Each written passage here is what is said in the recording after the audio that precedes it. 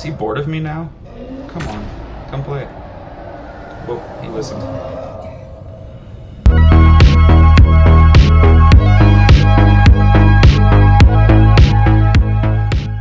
Alright, hello everyone, and welcome to my review of Subnautica. Is it getting dark? I'm trying to do this while it's in the daytime. It's kind of hard to tell. I think there's multiple suns in the game, so it kind of screws with what I think is going to be daytime and not. Either way, I wanted to review this game because I really love it, and I know that there's kind of more clout with it now with Below Zero coming out.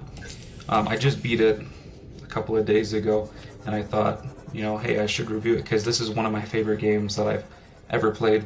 But, you know, having said that, there are things that I think could be added upon, could be fixed a little bit to make it, you know, a perfect 10 out of 10. I honestly can't tell if it's the sun's going up or down at this point. And the reason I say that is because I'm going to go mess with the Reaper, and I don't want to do that at night. I'd rather do that during the day when I can at least see where it is. But as far as things that I love the feeling that you get when you first drop in and you know nothing. You know, you figure it out for yourself, unless you look at guides, which I do think most people probably do at some point. They go online and look up something because the game is so wide and so diverse of where you can go and find different stuff, and it's hard to find certain things. So there's that. It's completely beautiful. I love this game so much. I love going around and exploring new areas. I do wish the game was a little bit bigger. Well, when you first hop in, it feels like it's ginormous because you know nothing and you just go exploring. But, you know, I've put over a day's worth of time into this. Well, let me backtrack a little bit. This is the second time I've played this game. The first time I played on my laptop. I did the mode where it has hunger and thirst. And I got all the way down to, I think she's called the Sea Emperor. I can't remember, I always mess that up. But got down to her, and then my save file corrupted, and I never was able to beat it on that. And, you know, I had put so much time in it, I was just like, well, I already know how it ends, you know, and I was right there near the end. So I just called it good. But then, you know, I'm playing this now on the PlayStation, and I decided to replay it, and because I'd already put so much time into that one, I decided to play without hunger or thirst. Simply so I could enjoy the game and be able to beat it without having to spend so much time on stuff I had already done. There are a few things I think could be fixed. One of the problems I have is when you're just going somewhere, the map loads at an incredibly slow rate. I've had times where, you know, I'm in my prawn suit and I've had to be careful not to fall through the map because areas haven't loaded yet, which is kind of a problem, but I understand it's new to the PlayStation. It came out, I think, in December for the PlayStation, so it's bound to have bugs. So I don't want to bash it too hard. I also think there's equipment that you won't use. Like, right off the bat, I never used the flashlight. I never needed it. While I was playing without hunger or thirst, I never used my Cyclops. Either I made it, there's the vehicle bay, and I put it there. Never needed it. Besides, the only time I needed it was to build the shield generator for my spaceship. That's really it, which I think is a problem, because if I hadn't built that, I would have had to build one either way to leave. I don't think I have, well, maybe I do. So these two beacons are my ways down. So that's where the blood kelp is, and there's an opening to go down. And then that's the way to come up from the lava area, because it's kind of hard to figure out where you are in there. But those are kind of my main problems with the game. Besides that, I love it. And those aren't even real problems. It's just like stuff that you can fix. So I know you guys clicked on the video. You want to see me mess around with the Reaper a little bit. So I am, even though everything in my body tells me not to go over there. I'm gonna do it anyways. One of the other issues I had was while I was getting ready to leave, like literally right before I built my rocket to go, I had forgotten to disable the cannon, so I went all the way back over there to disable the cannon to find that all the force fields had been put back up. So I had to go back, build a bunch of purple tablets to then go forward. Man, everything in my body's like, dude, this is a danger zone, what are you doing? Where is he at?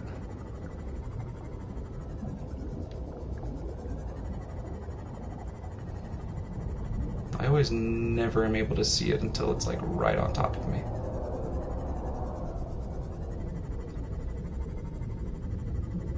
It's also kind of mean that they made it so dark here.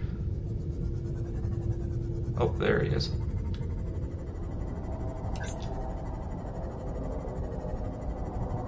He's definitely going to destroy my C mod. Ow.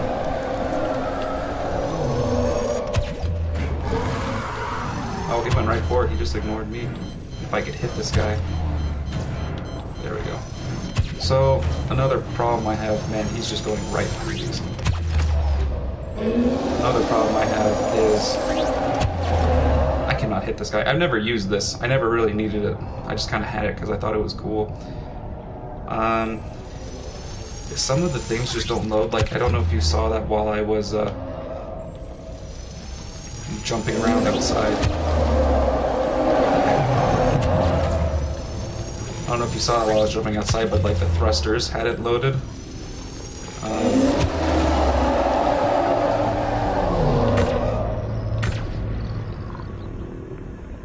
Which I think is kind of annoying. Sorry, it's kind of hard to talk and deal with this guy at the same time. I should have realized better.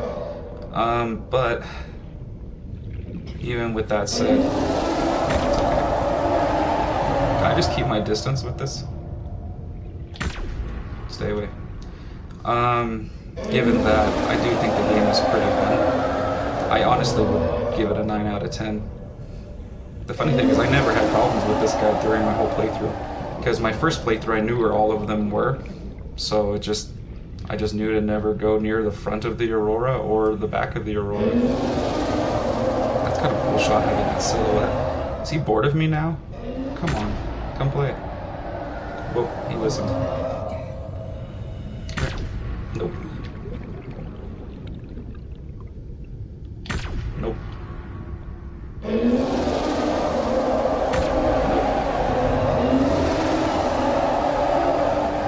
See, he just gets like frustrated and then he leaves. But I think that's really it for what I have to. Oh, actually, there is one more thing. I do feel like the exploring aspect of it is a little rough with finding things, like I kind of alluded to earlier. Man, that's a cool shot. Like for instance, when you have to find the blue tablet in that one alien area, this is a weird angle to fight at. Oh, no, you got me. Last thing is, it's kind of hard to find some stuff, which I do feel like most people go look at guides. Like for me, I would have had a hard time finding where that blue tablet is to go talk to the Sea Emperor.